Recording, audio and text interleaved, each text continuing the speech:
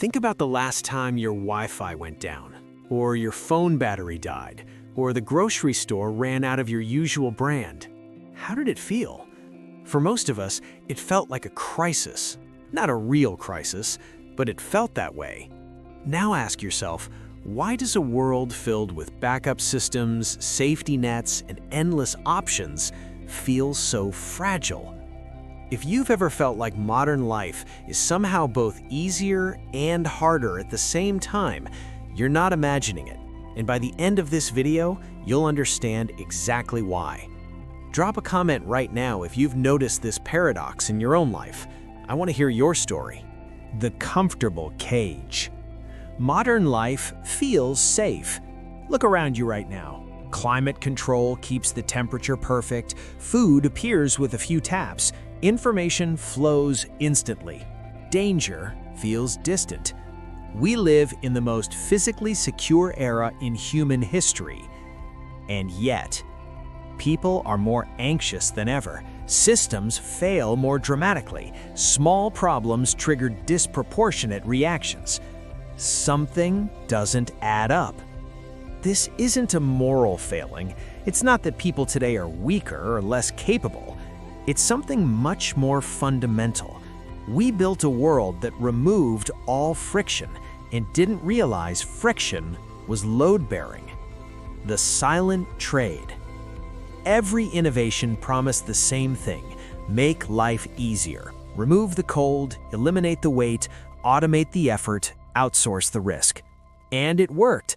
But here's what nobody mentioned. Every time we removed the challenge, we also removed an opportunity to build capacity. Think of it like this. Your muscles don't grow from rest. They grow from resistance. Your immune system doesn't strengthen from sterility. It strengthens from exposure. Your confidence doesn't come from avoiding failure. It comes from recovering from it. The same principle applies to everything. And modern life systematically removed the resistance. The pattern emerges. Let me show you how deep this goes. In construction, old buildings used thick walls, simple designs, local materials. They could be repaired by anyone with basic tools. They lasted centuries. Modern buildings use complex systems, specialized parts, global supply chains. They're efficient when everything works, but when something breaks, you need an expert and a part that might come from 3 continents away. In food, traditional food systems were local and seasonal. If one crop failed, others compensated. Storage was designed for months, not days. Modern food systems are global and optimized, cheap, abundant, convenient, but dependent on fuel prices, shipping routes, and just-in-time delivery that has zero buffer. In human health, our ancestors walked miles daily, experienced temperature swings, fasted between meals. Their bodies adapted constantly. We sit in climate-controlled spaces, eat every few hours, avoid physical discomfort at all costs. Our bodies lose the ability to regulate, adapt, and recover. If this is hitting home, hit that subscribe button because we're going much deeper and you won't want to miss what comes next. Your body knows. Here's the uncomfortable truth. The human body evolved under stress, not chronic, unrelenting stress, the kind we experience today with emails, notifications, and existential dread, but acute, meaningful stress, the kind that had a beginning, middle, and end. Hunt, rest, cold exposure, warmth, effort, recovery, hunger, feast. This rhythm wasn't pleasant, but it was functional. It taught the body a critical lesson. You can handle more than you think. Modern stress is different. Today's stress is constant, always on, never resolved. Abstract, notifications, deadlines, social pressure. Unavoidable, you can't run from an email. Invisible, no physical outlet, no clear victory. Your nervous system doesn't know what to do with this. It's designed to spike and recover, to mobilize and rest. But modern life keeps it in a permanent state of low-level activation. That's not resilience. That's erosion. The adaptation window. There's a zone where stress makes you stronger. Too little stress, you atrophy.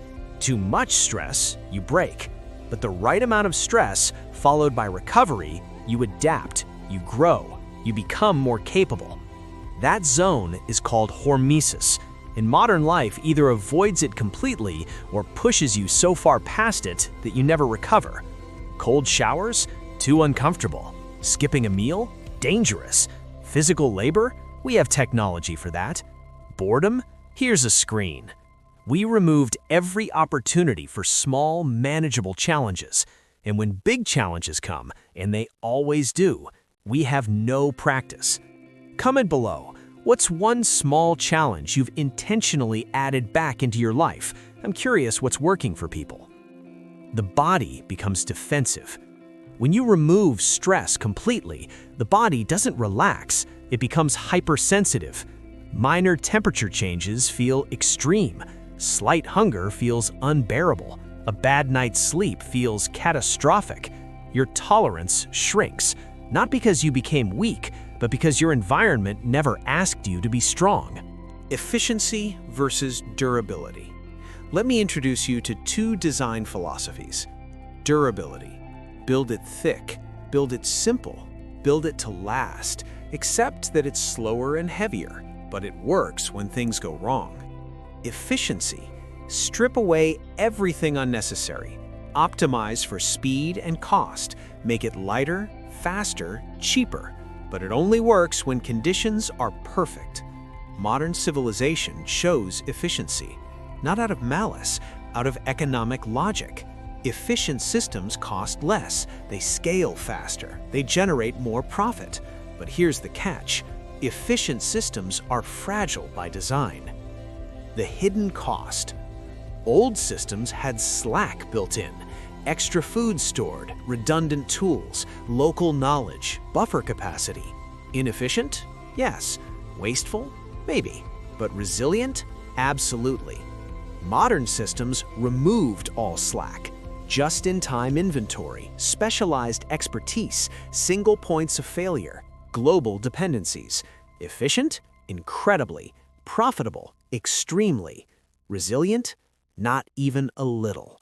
And we don't notice until something breaks. Cascading failures.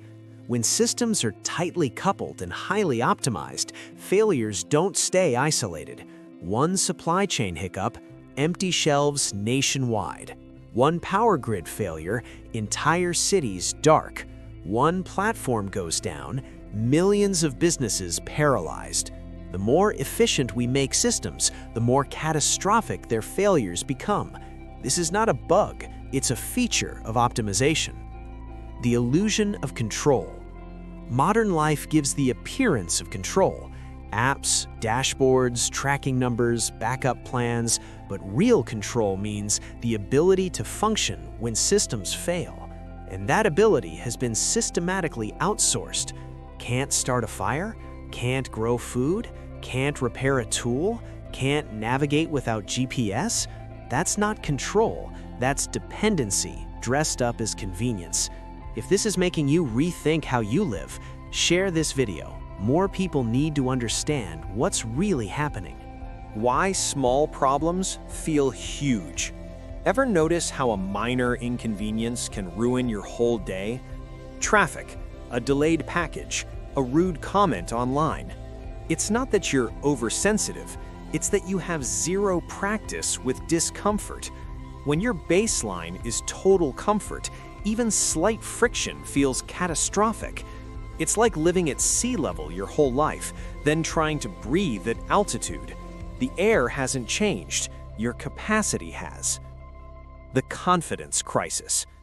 Resilience isn't just physical, it's psychological. It's the quiet knowledge that I can handle what comes. But how do you build that knowledge? Through experience, by facing challenges and discovering you survived, by solving problems and realizing you're capable, by enduring discomfort and coming out stronger. Modern life removed those experiences. We don't solve problems, we subscribe to solutions. We don't endure discomfort, we eliminate it. We don't face challenges, we avoid them. And then we wonder why anxiety is epidemic. It's not a chemical imbalance, it's an experience deficit. The fragility feedback loop. Here's where it gets dark. The less capable you feel, the more you depend on systems. The more you depend on systems, the less you practice capability. The less you practice, the more fragile you become. The more fragile you become, the more threatening the world feels. It's a downward spiral, and the only way out is to intentionally reintroduce resistance. This is not nostalgia. I'm not saying we should abandon technology, or return to some imagined past, or reject comfort entirely. I'm saying we need both. Comfort without resilience creates dependency. Resilience without comfort is unnecessary suffering. The goal is integration.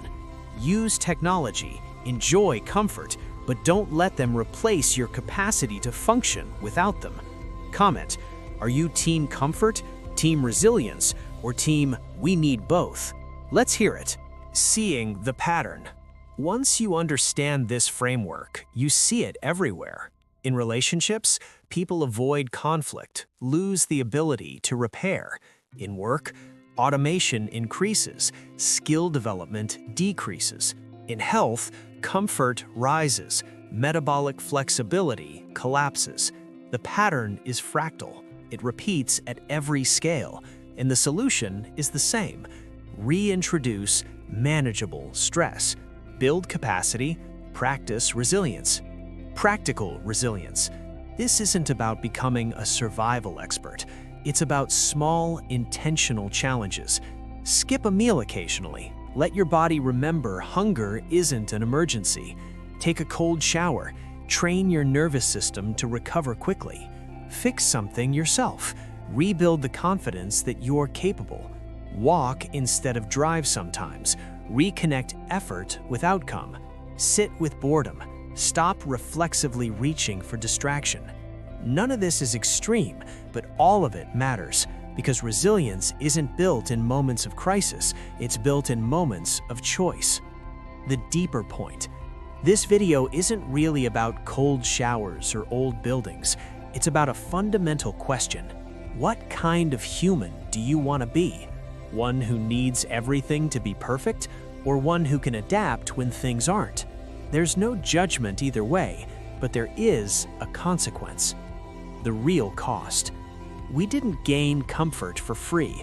We paid with resilience, and the bill is coming due.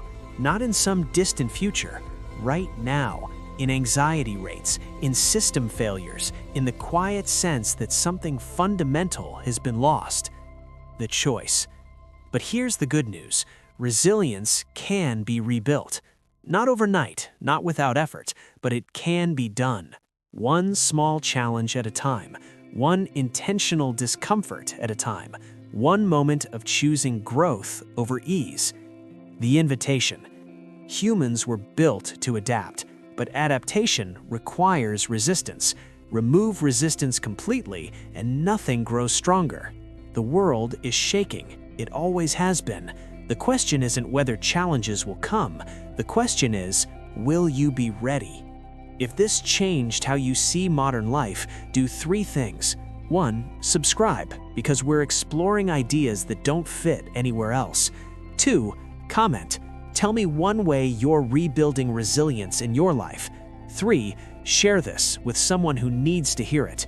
The comfort trap is invisible until you see it. Once you do, you can't unsee it. And that's when real change begins.